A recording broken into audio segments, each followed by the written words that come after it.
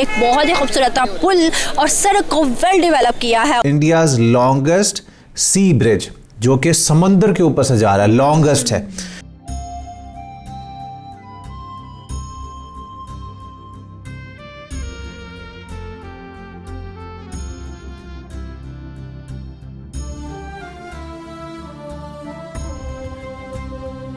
Bridge बनाया है जो सतह समंदर से 560 मीटर ऊंचा है। सबसे इंटरेस्टिंग बात यह है कि ये जो ब्रिज है ये ब्लास्ट प्रूफ है, इसे ब्लास्ट के जरिए उड़ाया नहीं जा सकता।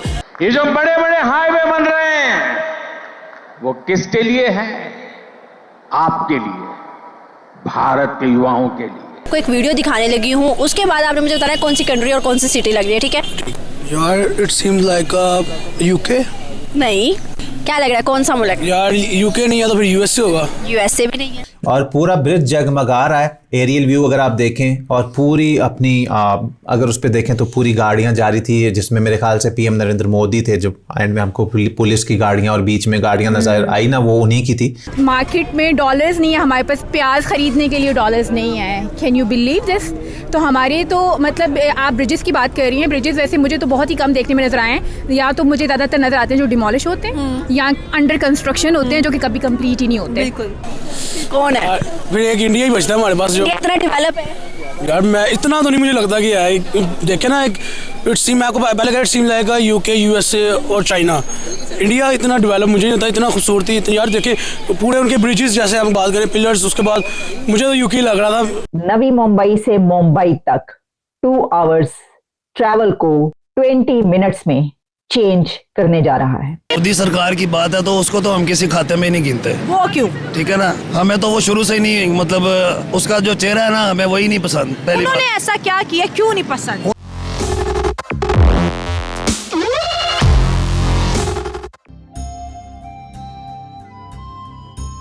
जैसा कि आप लोग जानते ही होंगे कि भारत ने समुंदर के ऊपर देश का सबसे लंबा पुल बना दिया है जो कि 21.8 किलोमीटर लंबा है। और इसको बनाने में कुल लागत जो आई है वो है 17,840 करोड़ रुपए। जिसके बाद मुंबई से नवी मुंबई का सफ़र जो कि 2 घंटे में होता था, अब सिर्फ 250 रुपये का टोल देकर 20 मिनट के अंदर ही पूरा हो जाएगा। और इस पुल की भव्यता देखने के बाद पाकिस्तानियों को लग रहा है कि ये तो यूके है, यूएसए है या चाइना है। भारत इतना डेवलप नहीं हुआ कि वो इतना खूबसूरत और इतना लंबा पुल बना सके। तो चलिए दोस्तों, पाकिस्तानी मीडिया का रिएक्शन देखते हैं और आप अपनी राय भी हमें कमेंट कर ज़रूर बताइए कि आपको क्या लगता है इस बारे में।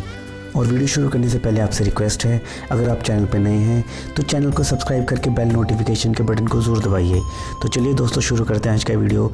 जय हिंद, जय भारत। आपको ब्रिजेज ऐसी नजर आती हैं जो कि सी लिफ्ट ब्रिजेज हो, जो कि इजीली ओपन हो। जैसे लंदन ब्रिज की बात की जाए वो भी ओपन अप हो जाती है। अब इंडिया ने रिसेंटली ऐसी ब्रिज बनाई है, तो अब क्या कहना चाहते हैं कि ऐसा मुल्क जो हमारे साथ आज़ाद हुआ है वो ऐसी ब्रिजेस बना रहा है और हम नहीं बना सकते, हमारे पास इंजीनियर्स नहीं है। अगर आप इंडिया की बात करती हैं ना, तो इंडिया हमसे बहुत ज़्यादा आगे है। और ना सिर्फ इन चीज़ों में, और भी बहुत सी चीज़ों में वो बहुत ज़्यादा आगे चले गए हैं। अभी जो करंटली आप सिचुएशन देखें कि मार्केट में डॉलर्स नहीं है, सबसे ज़्यादा तो मैं इस पर बात करना चाहूँगी। बिल्कुल कि अभी मतलब मार्केट में डॉलर्स नहीं है, हमारे पास प्याज खरीदने के लिए डॉलर्स नहीं है। Can you believe this?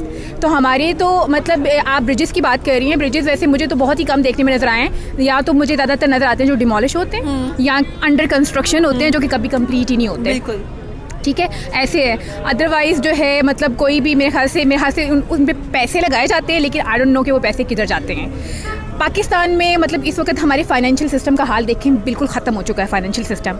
Budget आना है, क्या आप सोचती हैं कि बजट आएगा हमारा? लगता है कि 2023 का बजट सेट होगा जबकि पाकिस्तान टोटली डिफॉल्ट की सिचुएशन में। आई डोंट थिंक सो कि कोई बजट जो है ना सेट हो सकता है। अभी जो सिचुएशन चल रही है उसमें तो हमारा फाइनेंशियल सिस्टम भी खत्म हो चुका है। इतने बुरे हालत, मतलब मेरा ख्याल से दिवालिया हो चुका है। बस अनाउंसमेंट नहीं हुई, लेकिन दिवालिया पाकिस्तान हो चुका है।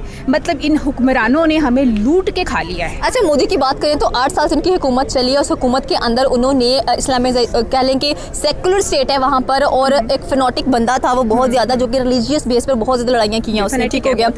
और लेकिन इस फिनेटिक होने के बावजूद भी उसने डेवलपमेंट करवा दी है। बिल्कुल डेवलपमेंट करा दी है उसने।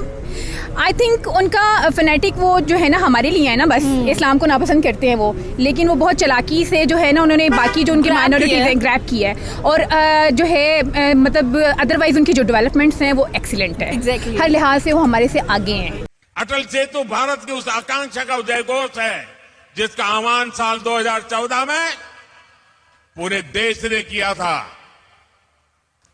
जब मुझे चुनाव की जिम्मेवारी दी गई थी तो 2014 के चुनाव के कुछ समय पहले मैं रायगढ़ किले पर गया था।